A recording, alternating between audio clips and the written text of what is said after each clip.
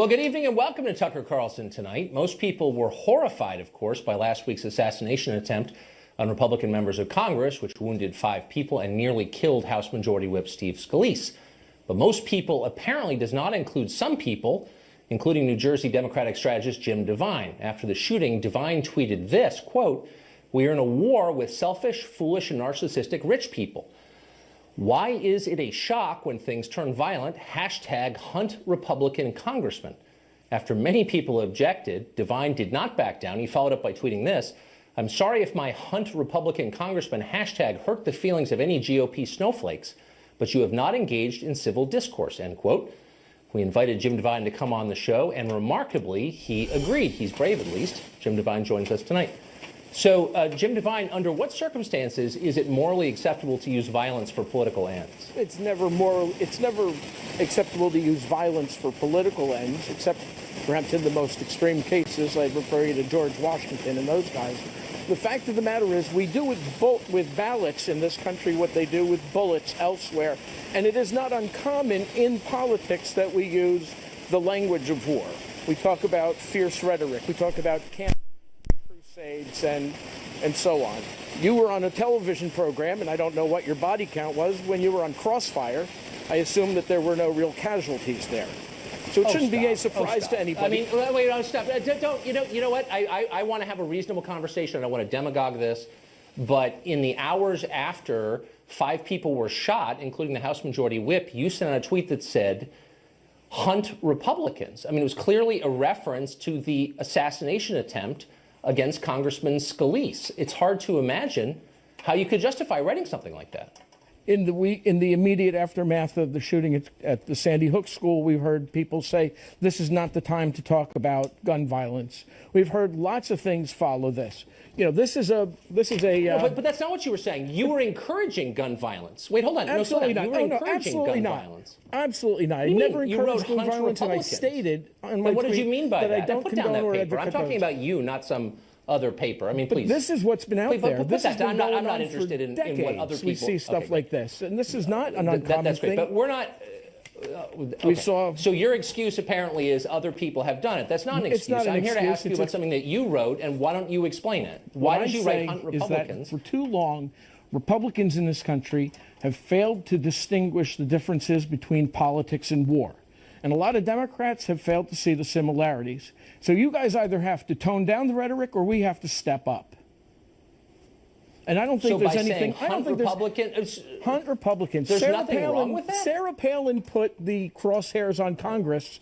I'm just saying hunt Republicans instead of Democrats. First of all, Sarah Palin didn't do that. A group affiliated with her did. And it's a difference between a metaphor and actually suggesting affirmatively go hunt Republicans after Republicans have just been shot. She put up a boast about her Republican bullseyes. What point are you making? That that's okay? What I'm making the point is that after year after year after year of hearing the same kind of violent rhetoric from the right, the left has every reason to come forward and stand up. What I've learned in life is that when you're confronted with bullies, you have to fight fire with fire. You have to stand up to them. But a guy just went and tried to assassinate Republican members of Congress. And that was it just happened. It was a terrible thing. No, but and one of my tweets, Tucker, said, "It's too bad nobody did something before." And of course, Congressman Scalise was the guy that received tweet, and of course more was overshadowed money by than your all but suggestion 15 other members of the House. Do you own a gun? No. Do you own a gun? No, I said no. Do you think that you should be able to pass a background check for a gun after tweeting something like that? I don't see that this would disqualify me from passing a background check. But I would be happy to someone, as a gun control advocate, myself to a background check if I wanted to buy a gun. No, but do you think you should be allowed, or anyone? Hold on, let me finish my question. Do you think someone who tweets the day after an attempted murder like this, hunt Republicans, basically cheering it on, that person, in this case you, ought to be allowed to have a firearm in this country? Well, first of all, your interpretation that I'm cheering it on is not accurate. I specifically said that I don't condone or advocate violence. That was within seconds, and in another tweet that said hunt Republicans. This is a metaphorical use of the term. I do condone violence. It is But no. if you I could just answer do my not question, do condone you think someone who violence, and tweets it was something a like that? metaphorical term.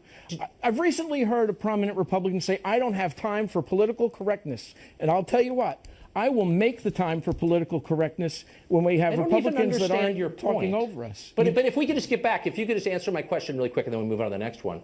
Do you think that someone who tweets a line such as hunt Republicans or hunt Democrats ought to be allowed to have a gun as a gun control advocate? That's my question to you. It's really simple. What's the answer? Absolutely. I don't think that would in and of itself define them as a person who either broke someone the law going on to social media and advocating violence in the wake of a shooting. That's not a red flag or anything. Okay. It does not You're not much of a advocate gun violence control in the wake guy, of a I guess. shooting. Yeah, apparently not. So your point is that Republicans, I guess this is your point, are advocating violence, and you're proving this by holding up a poster from 5 years ago.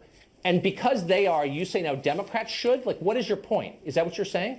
I'm saying that Democrats have to be more aggressive in the face of political issues, in the face of the opposition. We have members of people, one of the persons who was on that field who spoke about how terrifying it was. What does that mean? Was Senator Rand Paul. Senator Rand Paul retweeted something from Andrew Napolitano that said the reason we have a Second Amendment is not so people could hunt deer, it's so that they could shoot at a tyrannical government. So what's your point? That he deserved it? Tucker, is very simply, no, absolutely not. But my point is that when you put up obstacles to people voting, when you secretly plot in the Senate to repeal health care that's keeping 50,000 Americans alive, and you're otherwise erecting barriers to the democratic process where we have elections where the people that get the most votes don't win, that you should be shot? What happens is, no, but that is tyrannical government. That's the it's point. Understandable when you're shot? It's the natural culmination. Stop with the talking points. Just get to what you're saying. I want to know what you're saying. Are you saying, it's understandable when someone might shoot you if you do that? It's the natural culmination of the argument that was made by Judge Napolitano and Senator Paul Rand. If Senator Paul Rand would like to sit down and have an hour, Rand Paul, if he would like to sit down and have an hour-long discussion, no, but hold on. I'd be willing to show up and talk about it. Okay. My point is that enough is enough. What is your point? My point is enough is enough. So, if it's worked so it's for time the to take up Republicans, arms? No, it is not about taking up arms. It is about coming together and fighting back. Fighting back how? Politically. Peacefully. Then what is this about hunting America? and cheer? You know what? You're an unbalanced person, and I have to say it's distressing that more Democrats haven't disavowed you. Well, I hope you know they what? will. I'm a perfectly Jim, balanced person. You don't seem it.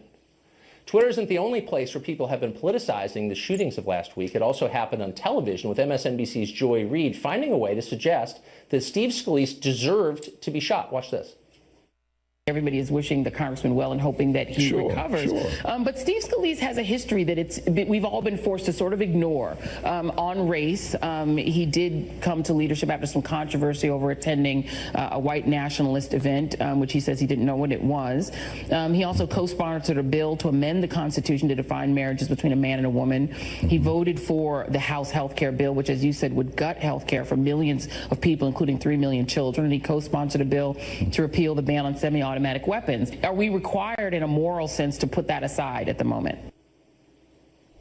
Jessica Delow